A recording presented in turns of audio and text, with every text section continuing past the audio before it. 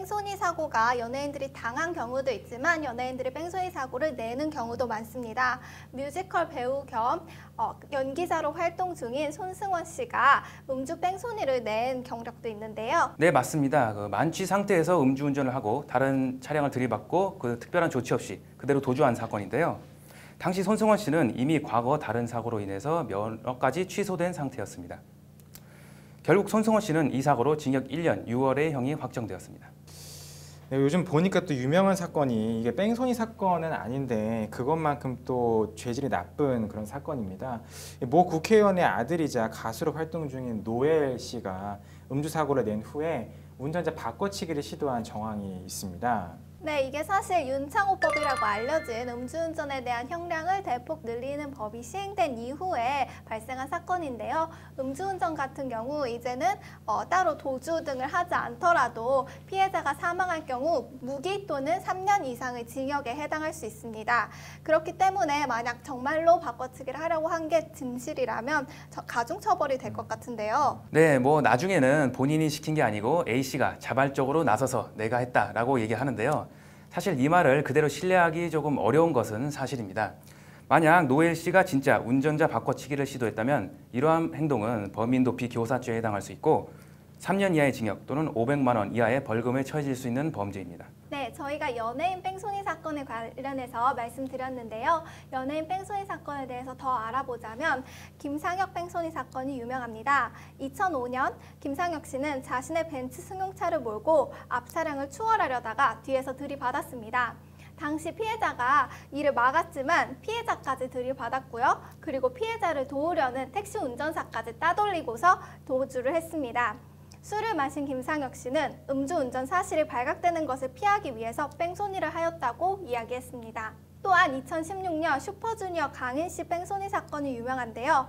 강인 씨는 자신의 승용차로 강남의 편의점 앞 가로등을 들이받고 뺑소니를 했습니다. 사고 직후 다행히 11시간 만에 자수를 하였는데요. 위드마크 공식을 적용해서 사고 당시 혈중 알코올 농도를 확인한 결과 면허 취소 수준이었다고 합니다.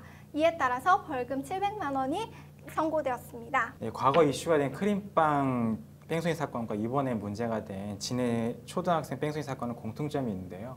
바로 사건의 해결 과정에서 경찰보다 SNS 수배가 큰 몫을 했다는 점입니다. 실제로 청주의 크림빵 뺑소니 사건은 한 자동차 커뮤니티 회원이 결정적인 제보를 하면서 범인에 대한 단서가 잡혔는데요. 네, 그렇지만 이런 경우에 부작용도 있을 수 있습니다. 이때 일반적으로 CCTV 영상을 같이 올리는데요. 범인에 대한 명예훼손죄 등이 성립할 수 있는 문제가 있습니다. 최근에 논란이 된 사건이 하나 있었는데요. 바로 2019년 7월 26일 창원시 마산 회원구에서 발생한 운전자 보복 폭행 사건도 피해자가 SNS 수배에 나서면서 가해자가 검거되었는데요. 당시 신호가 바뀌어도 출발하지 않는 오토바이를 향해서 여성분이 경적을 울렸다가 마구 폭행을 당한 사건입니다. 이 여성은 순찰차가 출동을 하였음에도 불구하고 가해자를 놓치자 본인이 직접 가해자를 잡기로 결심을 하고 해당 영상을 SNS에 공개를 했습니다. 바로 다음날 네티즌 수사대에 의해서 가해자 신원을 특정할 수 있었고요. 가해자는 결국 검거가 되어서 이번 사건도 역시 SNS 수배가 범인 검거에 결정적인 역할을 한 셈입니다. 다만 이 일이 있은 후에 가해자가 본인 얼굴이 무단히 공개됐다며 이 피해 여성을 명예훼손 혐의로 고소한 것이 문제가 되었습니다. 경찰은 SNS 수배가 현실적으로 범인 검거에 많은 도움이 되지만 이 사건과 같은 명예훼손의 소지가 있기 때문에 이 사건의 처리를 놓고서 고심하고 있는 것으로 알려져 있습니다. 사실 피해자의 가족들이 SNS 수배를 이용해서 직접적으로 범인을 찾고자 하는 것은 심정적으로 충분히 이해는 가는 사정입니다. 어떻게든 범인을 빨리 잡아서 처벌을 받게 하고 싶을 테니까요. 근데 사실 이러한 SNS 직접 수배에는 경찰에 대한 불신이 그 바탕에 있다는 얘기도 있습니다. 네, 그렇기 때문에 피해자의 태도는 충분히 이해가 갑니다. 그렇지만 피해자가 오히려 명예훼손으로 고소를 당할 수도 있고 무고한 사람일 가능성도 있기 때문에 이는 신중해야 합니다. 네, 이것처럼 아까 말씀드렸듯이 그 SNS 공개 수배가 굉장히 사건 해결에 결정적인 역할을 하고 있는데 또한 저희가 확인해 봤듯이 이것이 불법적인 요소가 있을 수 있음이 나타나고 있습니다. 그 SNS에 대한 그 공개 수배에 대해서 우리 변호사님도 어떻게 생각하시는지 좀 말씀해 주시겠어요? 현재 변호사님. 저부터요? 네. 일단 공개 수배 같은 경우에는 확실히 피해자 스스로도 리스크를 감수할 수밖에 없는 것입니다.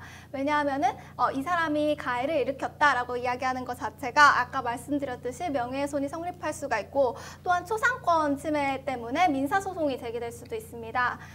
가해자 사진이 명확하게 특정이 되지 않았다고 하더라도 이 초상권 침해라는 것은 단순히 얼굴이 공개된다고 해서 초상권 침해인 것은 아니고요.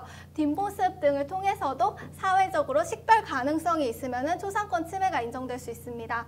따라서 피해자 스스로도 위험을 무릅쓰고 공개를 하는 것인데 저는 조금 피해자가 걱정이 되는 그런 측면이 있습니다. 네, 사실 SNS 공개 수배가 이렇게 논란이 되는 것은 반대로 생각하면 SNS 공개 수배가 그만큼 효과적이라는 얘기가 될 수 있을 것 같습니다.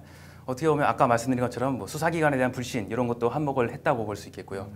다만 이제 좋은 장점도 있지만 이제 부작용을 보면은 뭐 예전에도 사례가 있었듯이 이제 엄한 사람을 이제 피의자로 본다든지 용의자로 봐서 그 사람의 뭐 홈페이지나 뭐 연락처를 알아서 뭐 해코지를 할 뭐 의사를 내비친다든지 뭐 욕설을 한다든지 해서 이제 엄한 사람이 이제 피해를 보는 경우도 있었습니다. 그래서 사실 장점도 있지만 단점도 워낙 명확하게 드러나는 사안이기 때문에 참 이거 어떻게 해결해야 될지 참 저도 조심스러운 입장입니다.